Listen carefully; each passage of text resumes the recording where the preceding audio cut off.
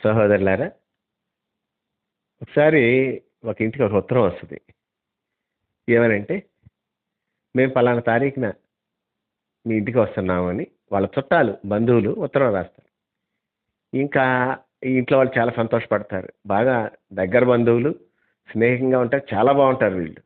ఒకే age group వాళ్ళు అవటం వల్ల ఈ కుటుంబం ఆ కుటుంబం బాగా కలిసిమెలిసి ఉంటారు. సో వాళ్ళు రాస్తారు. వాళ్ళు రాసి పలానా తారీఖున వస్తున్నాం ఇలాగంటారు. ఆ తారీఖు ఇంకా 15 రోజులు ఉంటుంది. ఇక ఆ రోజు నుంచి వీళ్ళు ఏర్పాట్లు చేసుకుంటూ ఉంటారు, మాట్లాడుకుంటూ ఉంటారు. ఒక్కొక్క రోజు గడవటం చాలా కష్టమైపోద్ది. 15 రోజులు గడవటం చాలా కష్టమైపోయి 15 రోజు ఎప్పుడొస్తుందా ఎప్పుడొస్తుందా అట్లా ఎదురు చూస్తారు. ఆ పిమ్మట వాళ్ళు రానే వస్తారు.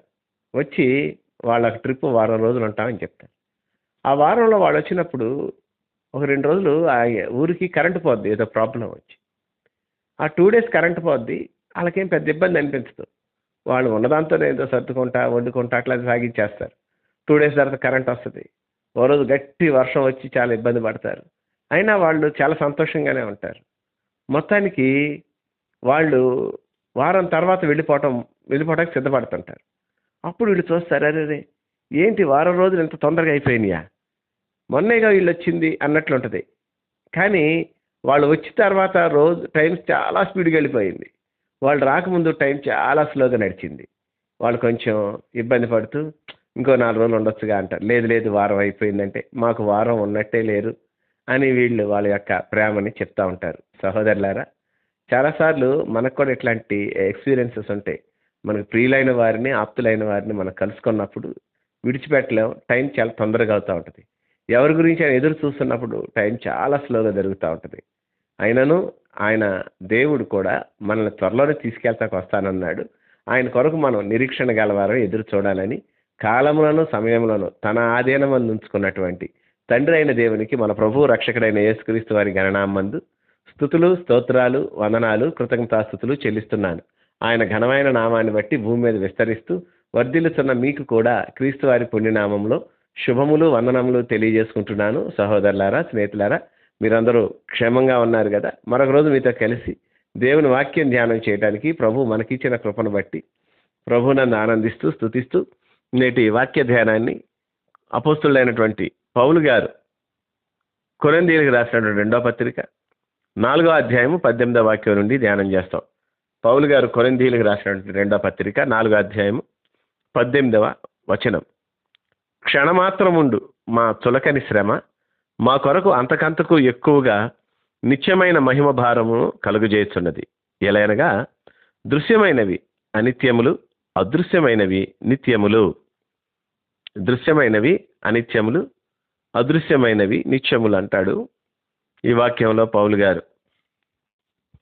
పౌలు యొక్క జీవితాన్ని మనం గమనించినప్పుడు ఒక ఛాలెంజింగ్ సువార్థికుడిగా పౌలు ఉంటాడు. ఛాలెంజింగ్ సువార్థికుడు అంటే తొడగొట్టడం కాదు, మీసం మెలిపెట్టి ఎవడరా రమ్ము రండి దమ్ముంటే అలా కాదు. అతను క్రీస్తు కొరకు ఎన్ని శ్రమలు పడాలో, క్రీస్తు కొరకు ఎంత దుఃఖపడాలో, క్రీస్తు కొరకు ఎంత వెచ్చించాలో, క్రీస్తు కొరకు ఎంత వ్యయము ప్లస్ ప్రయాస రెండు చెప్తున్నాను.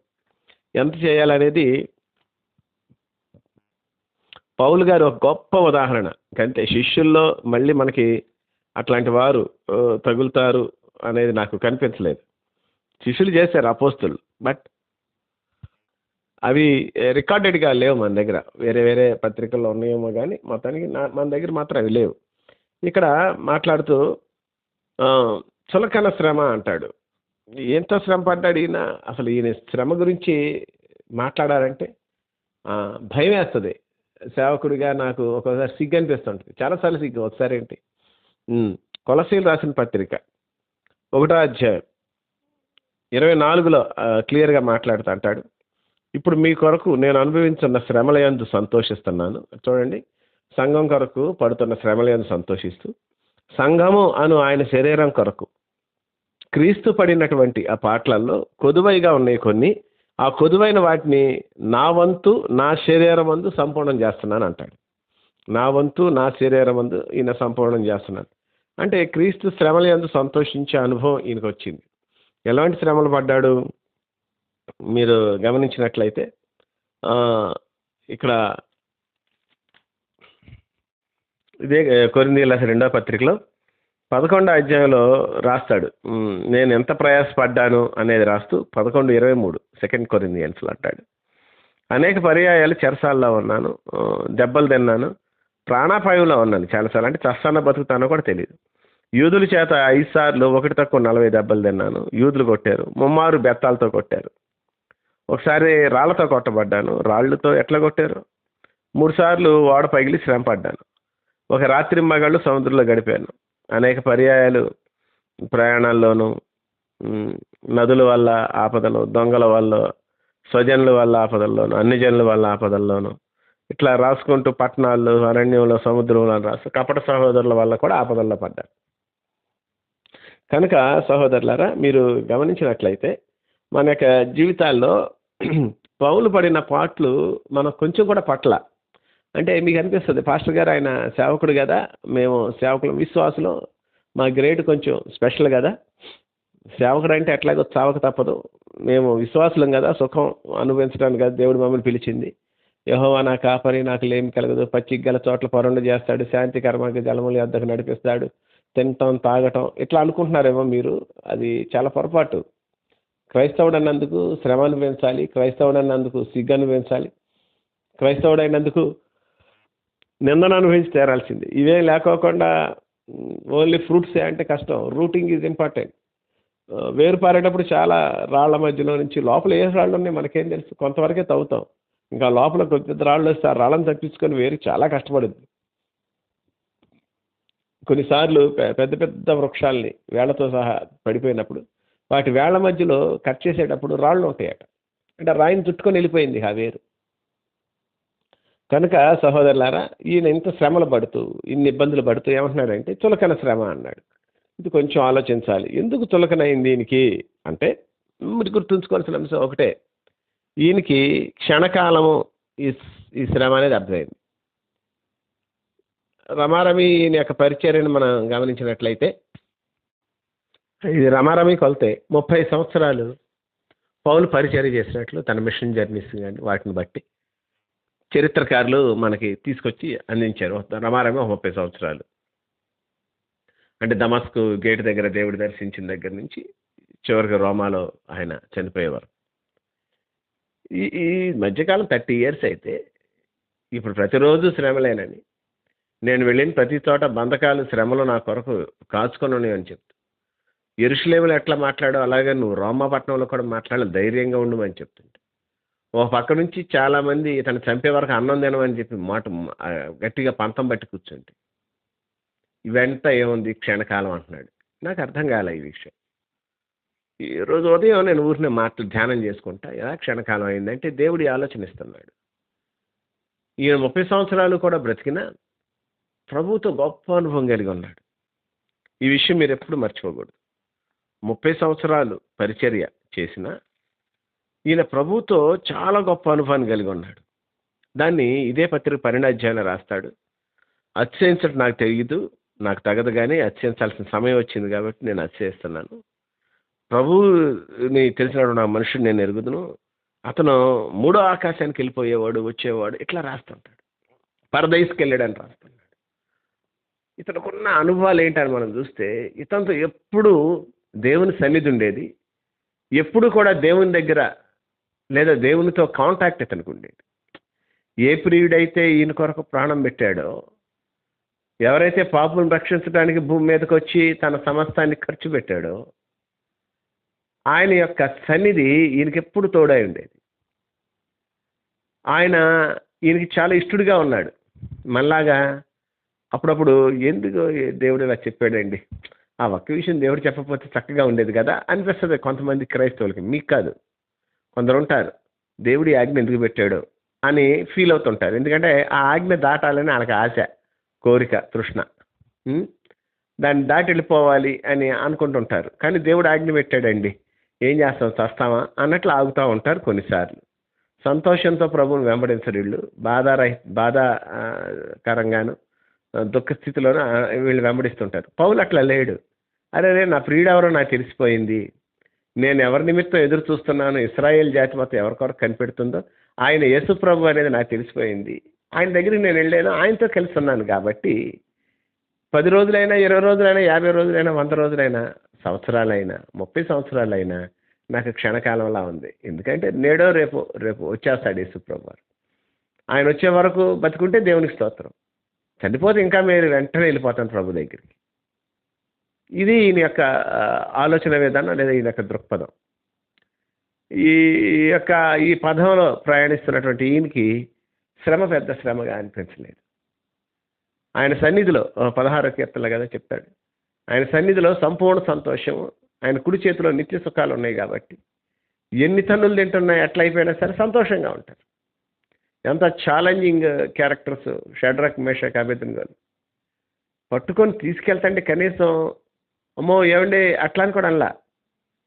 వేసాయి లోపల విసిరేసాయి, అసలు నేను ఖాతరు చేయాల్సిన అవసరం లేదని గట్టిగా నిలబడ్డారు. అక్కడ రాయబడి ఉంది, మొన్న కూడా చెప్పాను మీతో నేను. వారు శరీరములను దేవునికి సమర్పించారు, వారి దేహాలను దేవునికి సమర్పించారు. వాళ్ళే ఛాలెంజింగ్గా ఉన్నారు, అస్సలు ఖాతరు చేయాలి ఆ శ్రమని. వాళ్ళకి శ్రమే అవలా. వాళ్ళు అక్కడికి వెళ్ళేటప్పటికే ప్రియుడితో కలిసి ఉన్నారు, ప్రభుతో కలిసి ఉన్నారు, వాళ్ళ రక్షకుడితో వాళ్ళు కలిసి ఉన్నారు, ఆయనతో మమేకమై ఉన్నారు. కాబట్టి విసిరిన వాళ్ళు అగ్నిగుండంలోనికి వారిని విసిరిన వాళ్ళు చనిపోయినా వీళ్ళకి ఏమీ అవలా, వెంట్రుకు కూడా కాలేదు అక్కడ. మీరు కావాలంటే దానియేలు గ్రంథం ఒకసారి చదవండి. కనుక సహోదరులారా, ఎప్పుడైతే మనం ప్రభువుకు దగ్గరగా ఉంటామో, ఎప్పుడైతే దేవుని దగ్గరగా జీవించడానికి ఇష్టపడతామో, అప్పుడు ఈ శ్రమ మనకి శ్రమ అనిపించదు. యేసన్న గారు రాసినటువంటి మంచి పాట, యేసయ్య నీ కృప తలంచగానే నా శ్రమలు శ్రమలుగా అనిపించలేదని రాస్తాడు. నీవు నాకు ఇచ్చే మహిమ ఎదుట ఇవి ఎన్నదగినవే కాదు అన్నాడు. కనుక పౌలు చులకన శ్రమ అంటానికి కారణం ఆయనకేమి మొద్దుబారిన ఒళ్ళు, దెబ్బ తగిలి కొట్టిన తగలు అట్లా కాదు. ఆయన తగులుతీ చాలా ఇబ్బందులు పడ్డాడు. ఒళ్ళంతా కూడా దేవుని యొక్క ముద్రల్ని భరించాడు. బాధాకరమైన స్థితిలోకి వెళ్ళాడు. ఎక్కడ పడితే అక్కడ గాయాలు ఉన్నాయి. వాటన్నిటి మధ్య ప్రభు ఈయనకి తోడై ఉన్నాడు కాబట్టి క్షణమాత్రం ఉండు, ఈ చిన్న శ్రమే కదండి అన్నాడు. సహోదరులారా, నేను మీతో చెప్పాను కదా, ఆ యొక్క కుటుంబం దగ్గరికి ఒక కుటుంబం వాళ్ళు వస్తున్నారు బంధువులని. వాళ్ళు వచ్చే రోజు వరకు కూడా వీళ్ళకి టైం చాలా స్లోగా జరిగింది, చాలా చాలా స్లోగా. సపోజ్ ఇప్పుడు క్రిస్మస్ వస్తుంది, క్రిస్మస్ అన్ని బట్టలు కొనేసుకున్నాం, ఇక క్రిస్మస్ ఎప్పుడు వస్తుందా అని చూస్తుంటాం. క్రిస్మస్ వచ్చి వెళ్ళిపోయిన తర్వాత సాయంకాలానికి అంత డల్ అయిపోయి అంత అయిపోయిన తర్వాత అయిపోయింది పండగ అనిపిస్తుంది. సహోదరులారా, అట్లానే బంధువులు వచ్చారు, వాళ్ళు వచ్చిన 2 రోజులు కరెంటు పోయింది, ఏదో ప్రాబ్లం వచ్చా ఊర్లో. ఆ కరెంటు పోయినా సరే వీళ్ళకి కరెంటు పోయినట్టు అనిపించలే. వాళ్ళతో ఉన్నారు, వీళ్ళతో కలిసి నడిచి వెళ్ళిపోయారు. అట్లాగే మరి ఒకరోజు పెద్ద గాలివాన తుఫాన్ లాగా వచ్చి చాలా డిస్టర్బెన్స్ అయింది. ఆ మధ్య కూడా వంటలేదు ఏం లేదు, ఏదో ఉన్నది కొంచెం తినేసారు, మాట్లాడుకుంటూ చక్కగా కూర్చొని సరదాగా గడిచిపోయింది వారం రోజులు. వాళ్ళు ఉన్నంతకాలం శ్రమలుగా అనిపించలేదు, ఇబ్బందిగా అనిపించలేదు. వాళ్ళకే అట్లా అనిపించకపోతే దేవుడితో ఉన్న వాడికి ఎట్లా అనిపిస్తుంది? కనుక సహోదరులారా, మన ఫోకస్ ఎప్పుడూ కూడాను ప్రభు యొక్క సన్నిధి మీద, ప్రభుతో గానే ఉంటే తప్పనిసరిగా ప్రభు మనల్ని ఆశీర్వదిస్తారు, దీవిస్తారు, గొప్ప మేళతో నింపి నడిపిస్తారు. అది ఆయన మనకి ఇస్తున్నటువంటి కృప. ఈ విషయాలను బట్టి మనం సంతోషిద్దాం, దేవుని సన్నిధిలో ఉత్సాహిద్దాం. అట్లా దేవుడు చులకన శ్రమ మన ఎదుట ప్రత్యక్షం కాబోయే మహిమ ఎదుట దేవుడిచ్చే చులకన శ్రమ మనకేం పెద్దగా అవ్వదు. పౌలు కూడా తన సమీప బంధువుడైన యేసుక్రీస్తుతో కలిసిపోవటం వల్ల ఆయనకి శ్రమగా అనిపించలేదు. మనం కూడా అట్టి ఉన్న స్థితికి చేరుదాం గాక. ప్రార్థన. మహాపరిశుద్ధుడు అయిన తండ్రి, ప్రేమ నమ్మకములు గలవాడ, మీకే వందనాలు, స్తోత్రాలు. మరొకసారి ఈ సమయంలో మా ప్రభువును రక్షకుడైన యేసుక్రీస్తు వారి పుణ్యనామంలో మీ సన్నిధానానికి మేము చేరి ఉన్నాం. కనికరపు ఉండా నీ కనికరానికి మమ్మల్ని అప్పగించుకుంటున్నాం. నీ కటాక్షం మాకు దయచేసి నడిపించు, నీ నెమ్మదిని మాకు అనుగ్రహించండి. మేమేమై ఉన్నామో అది నీ కృప అని చెప్పి ఒప్పుకుంటున్నాం స్వామి. ఈ సమయంలో నా తండ్రి నాయన, మరి మా ఎడల గొప్ప కార్యాలు చేసి మాకున్న శ్రమలన్నింటిలోనూ, నిందలన్నింటిలోనూ, ఇబ్బందులన్నింటిలోనూ ఆదరిస్తూ వస్తున్నాం. కాబట్టి ఈ శ్రమ మాకు శ్రమగా అనిపించదు, చులకనగా అనిపిస్తుంది, క్షణకాలం అనిపిస్తుంది. రేపు ఎట్లయినా నీ దగ్గరికి వచ్చేస్తాం, అక్కడ నువ్వు అన్నీ చూసుకుంటావు. ఆ దృక్పథాన్ని మాలో నాయన, ఆ యొక్క నిర్ణయాన్ని, నిరీక్షణని ఇంకంత దృఢపరచండి. మేము, మా సంఘం మా కుటుంబాలు అట్టి ఉన్న స్థితిలో రాట కృప చూపించమని, అంత ఉన్న స్థితికి మమ్మల్ని అప్పగించుకుంటూ మా ప్రభువును రక్షకుడైన యేసుక్రీస్తు వారి పుణ్యనామంలో కృతజ్ఞతాస్తుతులు చెల్లించి వేడుకొంచున్నాము తండ్రి. Amen, amen, amen.